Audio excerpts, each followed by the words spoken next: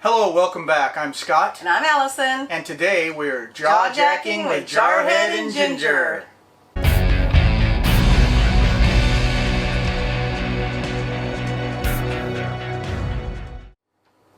Today we're going to show you 1 month's budget from living full-time in the RV.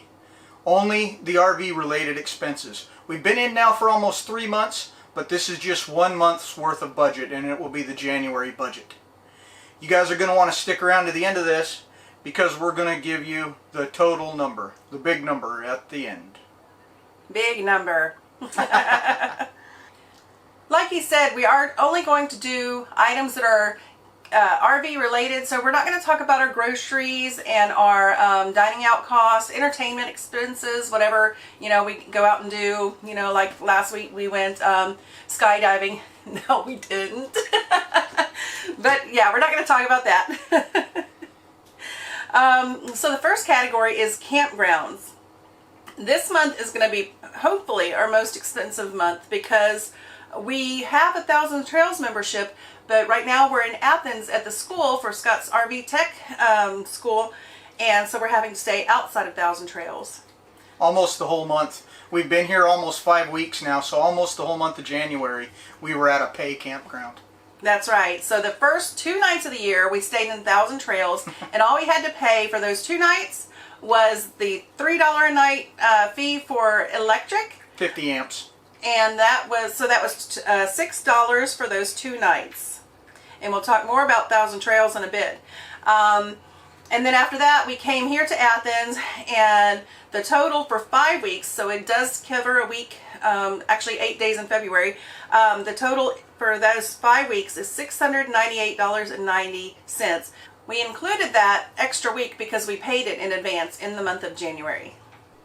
We bought a used 1,000 Trails membership, and then we upgraded it. We paid cash for all that up front, so we're not including those totals in the budget.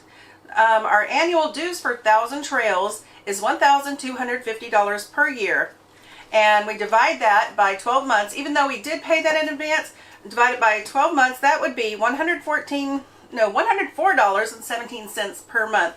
So if you add the 3 nights in the 1,000 Trails, or 2 nights at 1,000 Trails, 5 weeks here at the park, and the $104, that gives us a monthly expense of $808.17, or $26.07 per night. That's not bad per night at $26. But like she said, next month is going to be way down from that because hopefully we'll be in 1,000 Trails for the whole month. So you're looking at maybe $3 extra a month, or extra a night. Correct. We do have another membership. It's the Escapees RV Club, and that is how we do our mail service. We do it out of Livingston, Texas, so we are domiciled here in Texas, Livingston, Texas, and we pay, our mail service is $115 per year, and then we pay a monthly fee of $10 so that they will scan our mail for us. That's right. And then also with Escapees, we haven't done this yet, but if you want them to mail you a package, each package will be a fee as well, and you just add more money into your account. So basically you're paying it in advance. We deposited $50 for that, and we haven't had to use it yet. Our next category is insurance. This is going to vary from person to person, but we're going to just include this because everybody's going to have insurance. And just to give you an idea of what we pay, our truck insurance is, we paid it in full at the beginning of the year, but we need to budget monthly for it still. So $103.66 per month. And RV insurance for full-time RV insurance is $155.08 per month. I did say that we pay in full. I calculated the price of the truck insurance at $622 for 6 months. But we have a payment due soon in March, and so I added up the cost of the 6 months if we paid monthly instead of upfront, and we save $140 if I did the math right, just by not making monthly payments, paying in advance. Same for our RV insurance. So if you can pay that big amount up front, that's going to save you a lot in the long run. Pay a little more every month, or pay a big chunk one time, and then budget that little less every month. That way you'll save. That's right. Ugh. Okay, we do not have a truck payment or an RV payment. We did use some of Scott's retirement money and paid that up front. So that's a big savings not to have a monthly payment for those items. Absolutely. I'm so glad we did it that way. If we had extra we were paying on both the truck and the RV, these numbers would really be high. Yeah, that's right. The next category is diesel. We have a big old diesel truck. She's a thirsty gal. How much miles per gallon do you say that we average? When we're pulling, we get around 9 to 10. If we're not hitched up, we're getting about 14 to 17. So it's actually pretty good for a big old diesel truck. Yes, it's a Ford F450 dually. Big old truck. So our diesel for the month of January, we only towed one time, and that was about a 4-hour drive, because we towed from Columbus, Texas to Athens. After that, we've been stationary since that move, and just been doing a lot of running around. So we did have to take 2 big trips to Houston, back and forth, just without the RV, just the truck. And then I'm really bad at grocery shopping, y'all. I think I need to go every day or every other day. I just think the food's fresher and I like to go. So if we can cut out some of those trips, this number will be lower. Our diesel for the month of January was $247. That's not too bad when you add. I don't think when you talk about a 3-hour pull, at 8, 9, 10 miles to the gallon, $247 is I don't think too much, but definitely we need to buy more groceries when we go instead of trying to go every day or every other day. We did have truck maintenance expense. It was $117 for the oil change and 10,000 mile service. That's it. We already hit 10,000 miles on the truck. It's crazy. Too many miles. We gotta park it. Yes. No. I don't know. I like to go. We did spend $53 on propane. We had used propane for cooking and for heat. It got really cold. We even got snow here in Texas in January, so we have been using a lot of propane. And thing that we need to do is get space heaters to reduce that propane cost. Here's a tip though, guys. If you're going to get space heaters, make sure you know where you're going to plug those in inside your RVs. I am here at the tech school, and a lot of those space heaters can cause problems if you don't know where to plug them in your RV, and you can start electrical fires pretty easily if you plug them into the wrong outlets. So pay attention to what you're doing. Our next category is cell phone. We have visible cell phone service, and we pay $35 a line, so it's $70 a month currently for a cell phone. We're going to add another line next week, I think, for our business line. That's right, and we do have the party pay, so if you're on visible and you don't have party pay, we have room for one more line. And then what that does is it'll bring everybody down to $25 per line.